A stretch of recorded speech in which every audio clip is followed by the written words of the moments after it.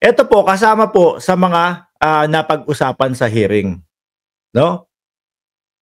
Sabi ho dito mga kababayan, OBP executives admits detailless o yung kumbaga detailless travel authority issue na sabi nga po ni JJ Suarez mga kababayan, no ano, na si Zulaika Lopez ang pumipirma nung mga magpapaalam ng aalis, lilipad, yung mga papunta dito, papunta doon.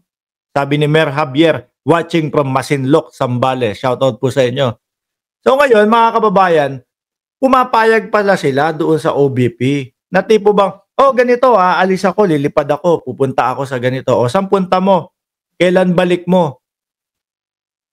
Tapos ilang araw ka doon.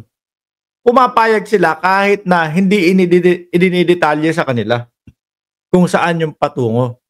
So nagtataka ngayon mga kababayan. Tinanong ngayon po nung isang kongresista na si JJ Suarez, yung isang lawyer na kasama nila sa OBP, Madam, lagi bang nangyayari ito sa inyo na kumbaga detailless yung mga pag-alis, detailless yung mga pupuntahan, basta pupunta na lang o pagkapirma, pagkapaalam o dito ako pupunta o ganito gagawin ko dito o ganyan-ganyan.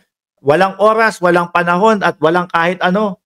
Tas pirma na lang po yung lawyer, si Zulaika daw po. No? Hindi po. May mga pagkakataon lang. Ganon ang sagot mga bossing. So ngayon, nagtataka sila. Bakit nung panahon at umpisa na nagpapatawag ng hearing, ang Congress o yung Committee of Good Governance, mga kababayan, or Good Government, bigla pong nagsialisan. Bigla pong mga may biyahe, mga bossing. So ngayon, dito ho natin na kikita, mga boss, at nararamdaman, no, na kumbaga, yung mga pag-alis nila is parang pagtatago lang ho, mga kababayan. Actually, kung mapapanood nyo po, yung mismong hearing, mga bossing, nangangatal po yung mga nila pagsasalita nila Yung nangangatal tipo bang hirap na hirap silang magsalita kahit napakasimple lang naman po nung sasabihin nila. At meron pa po ako nakita at narinig mga kababayan, yung tipo bang yes or no lang ang isasagot pero papaikot-ikutin pa nila, mga bossing. No? Pag pinagsama-sama nyo po yan, yung biglang mga pag-alis, biglang may mga anniversary, biglang may mga kung ano-anong pupuntahan, sa panahon na pinapatawag sila ng Kongreso. Mapapaisip talaga tayo. Hindi kaya alibay lang na tong mga to? Kasi hindi nila kayang ipaliwanag, lalong-lalo na yung doon sa mga confidential funds, etc.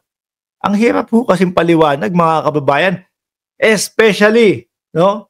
Ang diin no, no? Especially. Especially po, mga bossing, doon sa mga isinabmit nila na mga resibo. Ang dami hong sablay, mga kababayan. Una na nga pong nahuli si Mary Grace Piatos na sinasabi ng mga kongresista, sige, magbibigay kami ng 1 million para lang mapatunayan o malaman kung saan ang detalye at kinaroroonan ni Mary Grace Piatos. Dahil hindi po sila naniniwala, mga boss na totoo talaga si Mary Grace Piatos Kumbaga, baka nga yung habang nagsusulat po, yung kung sino man yung nagsusulat na yun, mga kababayan, kumakain ng piatos habang nasa gilid ng Mary Grace Restaurant.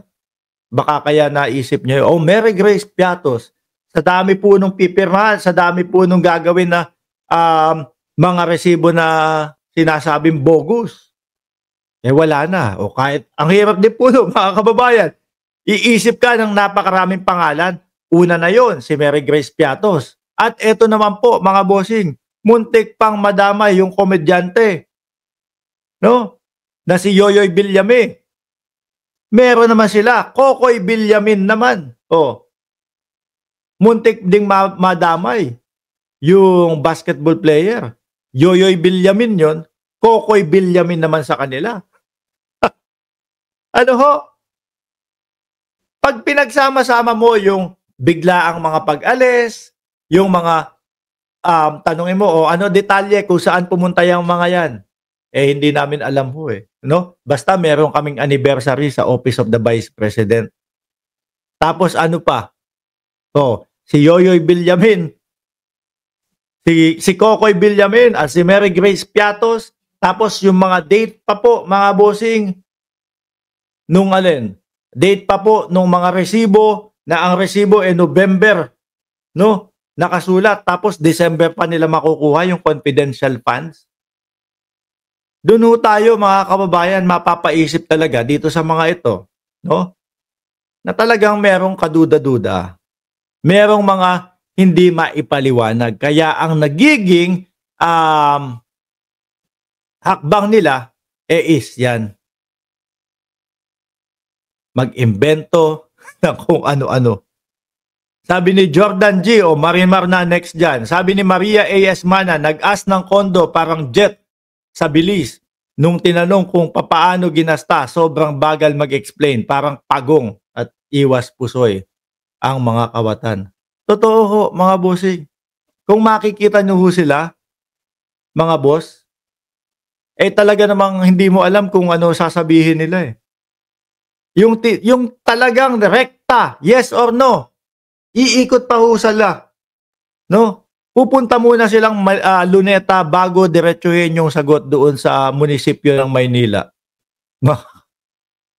Diyos ko. Ayan, ang naging ending ho, mga kababayan, yung pag-attend ho nitong si Sulaika, na-contempt po, mga bossing. Dahil halatang-halata naman po. Halatang-halata naman po. Sabi ni Mati Adam, fictitious name made by guilty and very corrupt BP Sara. Walang takot na gumawa ng kasalanan ang presidente ng impyerno. Diyos ko. Sabi ni Tess Marpil, mag-share din ako sa 1 milyon para lumabas na ang Mary Grace Piato. Sabi ko nga ho dito sa aking vlog, kahapon yata, sabi ko plus 100,000 ako. Siguro hindi narinig ng Congress o hindi naman nila nakita. Hayaan nyo na, huwag nyo na sabihin, ha? Baka mapadagdag pa tayo ng 100,000. Hindi, pero seryoso ho, mga kababayan. Okay lang sa akin. Pagka yung napaharap nila, si Mary Grace Piatos doon, at kung sino yung nakapagturo at kung sino yung nakapagpaharap at kung sino yung bibigyan ng 1 milyon, plus 100 ako. Pero wag nyo na sabihin sa Congress, baka mamaya. Sige na Mark, sama ka. 1.1 million. Pero seryoso, mga kababayan, kung makarating man sa kanila, Jordan G, meron ba tayo diyang 100,000 na pondo? Pandagdag doon sa Congress? Pandagdag doon sa Young Guns? Para naman talagang makita na si Mary Grace Piatos? At si Yoyoy Villamin, Kokoy Villamin. Ay nako mga boss. Sabi ko nga ho sa inyo no? Mapapadali ho ito, mga boss. Mapapadali ho ito. Yung isinisigaw ho ng mga DDS na pababagsakin si Pangulong Bongbong Marcos, mas makatotohanan pa po yung impeachment, mga kababayan Mas madali pa po yung impeachment kaysa doon sa sinisigaw nilang pababagsakin, yung pupunta po sila sa Malacanang. Walang katapusan na pupunta doon sa EDSA. Linggo-linggo, tuwing Biyernes o kung tuwing kailan, meron silang EDSA. May nangyari na ho ba? Wala pa din ho, mga kababayan. Sabi ni Janelle De Guzman, ayoko namang masabihan ni Janelle De Guzman na kanina pa ako nagko-comment, hindi mo na naman binabasa. 4, for suspicious and unusual name sa acknowledgement receipt. Mary Grace Piatos, Chippy McDonald's, ano ba yan? Fernando Tempura at Kokoy Villamin at Yoyoy aka Yoyoy Villamin. Isama mo na si Mr. Chips. Sino pa ba? Ewan ko. Yung Kokoy Villamin, tapos yung Mary Grace Piatos, mga bossing, diskumpiyado na ho tayong lahat dyan no? Ano pa kaya yung iba? Ang naiisip ko dyan, mga boss, talagang Hinulaan lang yang mga yan, eh.